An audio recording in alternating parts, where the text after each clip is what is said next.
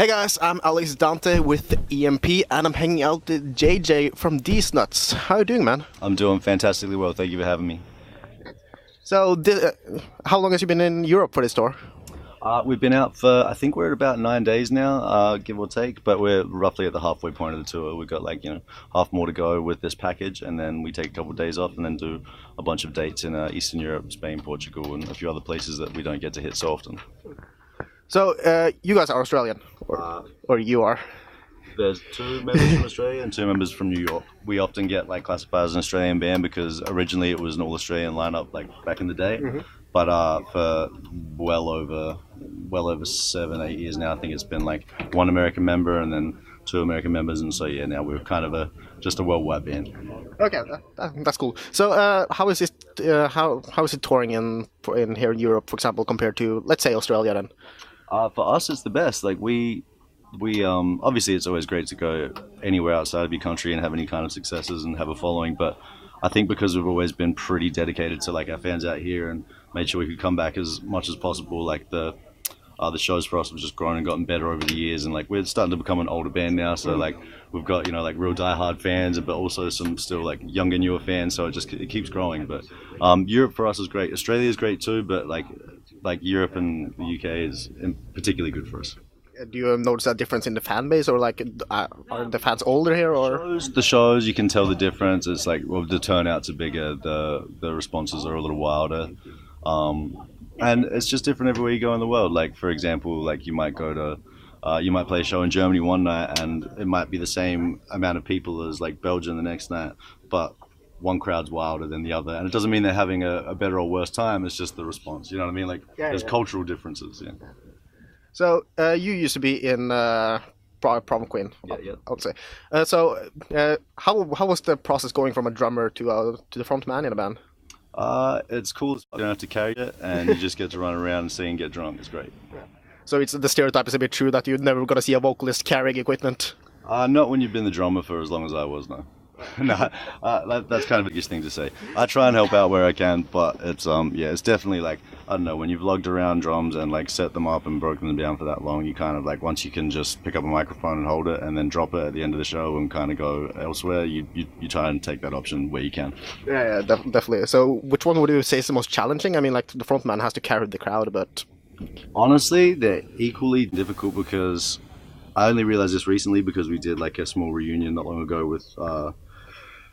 with Prom Queen just for the 10-year anniversary of one of our albums. So we did a small run in Australia, and that was my first time back on the drums in a long time. And I have been doing vocals for so long now that I thought all the pressure's on me as the vocalist to have to get the crowd hyped and blah blah blah.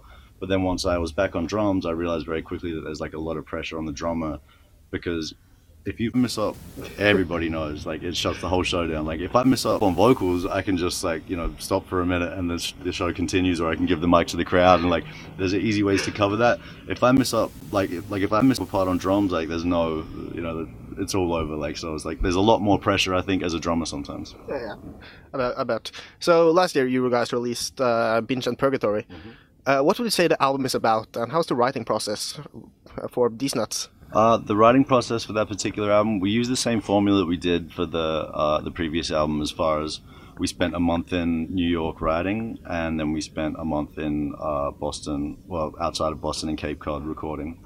And we worked with our good friend Andrew Neufeld from Comeback Kid, producing, and our good friend Shane Frisbee engineering. So we basically, the 4 of us just go to New York. Well, 2 of the boys live there, obviously, so me and Sean go to New York to meet up with them. We lock ourselves in a room for as much time as we can in that month, and just write all day till we have an album. Then we drive up to Cape Cod, jump in the studio and bang it out. That's always how we've done it, because we don't have the opportunity to be able to be in the same place at the same time, apart from when we're on tour. So we have to kind of set aside a specific time to really just lock in and focus on writing, rather than bouncing ideas around over emails. We'd rather just be in the room and just make it happen. Yeah. So do you write about certain subjects a bit more than, or what's important with you to express with your music? Well, it changes from album to album. Obviously we're known as being a party band. That's obviously been a big element for a long time. But I'm 35 now, and I was 20s whatever when I started. So obviously my priorities have changed a little bit and shifted somewhat, and we still enjoy a good time. As you can tell, I'm drinking a Hennessy right now. I'm like still enjoying my life, but I can only write so many party albums. So with Binge and Purgatory, I wanted to not necessarily say like, hey, fuck you, don't drink, don't do all the things that I've been saying was super fun. I'm just saying like there is a flip side to that coin, and there is some dark places, and there is some negatives to that lifestyle as well, and just reflect on that a little bit. And it doesn't mean the next album might not be a party album, but at that point in time, that's what I felt like writing about. So.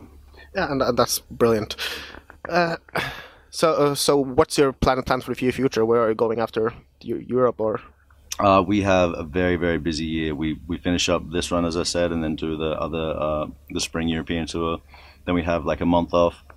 Then we head out to America for Warped Tour, which is the last Warped Tour ever, but our first Warped Tour. So that's going to be really cool, and that's like 50 days in total. I think it's like 38 shows, but across 50 days, so a couple of days off in between, but not that many. Then we come straight off the back of that and do 2 weeks of the last end of the European festivals, just to do some of the festivals that we've been invited onto, which we can't wait for. And then a little bit of time off, and then an Australian tour, a very extensive regional Australian tour, and then another European tour with some bands that I can't announce yet because it's not my place to, but it's going to be a really good tour. So a very busy year for us. Do you ever get sick of that lifestyle, touring all the time? Yeah, of course. Like work becomes work to a certain extent, but I can never complain because there's many worse jobs. You know what I mean? There's obviously things that I sacrifice. Like I miss my daughter, I miss my family, I miss my girlfriend. Like there's certain things that obviously I'm gonna be missing out on. But at the same time, this is how I earn a living to support my daughter and to take care of my family and my loved ones and stuff. So this is just. I don't know how to do taxes. I don't know how to do computer work. Like music is what I do. So this is how I earn a living. The reunion with your daughter must be amazing then. Yeah, for sure, always. So what do you do in your downtime when you got time off? Pretty much just chill with my daughter. I meet up with her and we spend 24 hours a day together, and that's about it.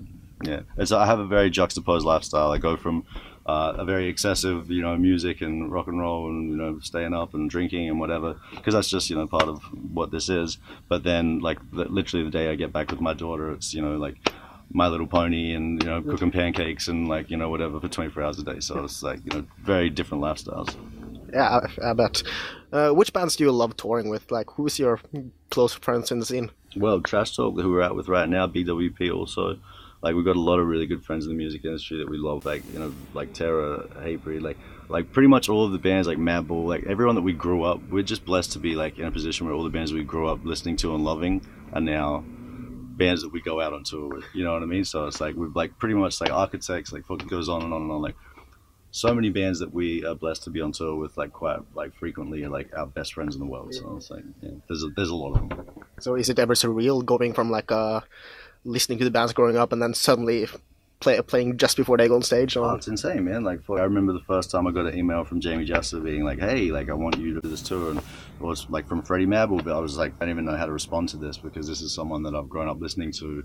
I don't want to say the wrong thing, I don't want to miss up, but all those dudes are really down to earth, genuinely good people, and that's why we're good friends now. But it's it seemed crazy at the time, but now I'm just I feel blessed that we get to be we get to be friends with those people and not just fans of them. Yeah. So a big thing in the music industry the couple of years has been the issue of streaming. Do you see streaming as an issue or an advantage from bands coming up? Or I think it's a positive in the fact that it means that everything's accessible at everyone's fingertip because everyone's glued to their phone. So as soon as new music comes out, if you hear someone say it's hot or it's hot, blah, blah, blah, bam, you've got it right there. You can check it out, make up your mind for yourself, whereas before you had to order from a catalog and maybe you didn't want to wait a month to get it or spend this money, blah, blah, blah. It's definitely a good thing in that case. It misses musicians because I have no idea how many streams it takes for me to get a cent from the song that I spent countless hours and dollars making. But at the same time, the music industry is always kind of missed anyway. So it's just a new way to miss us. We still have to go grind and play shows and sell merch to make our real money. So at the end of the day, I think it's just a better thing. It's as soon as downloading started, everyone freaked out about that. But if it wasn't for the fact that I could put music up for people to download in Europe, I never would have gotten to come into Europe with Deez Nuts for the first time. We were playing festivals when we didn't have a CD out here for years and years. You know what I mean? So I think downloading, streaming, all that is great for being accessible. Okay. So, if what genre would you classify Deez Nuts in? We're a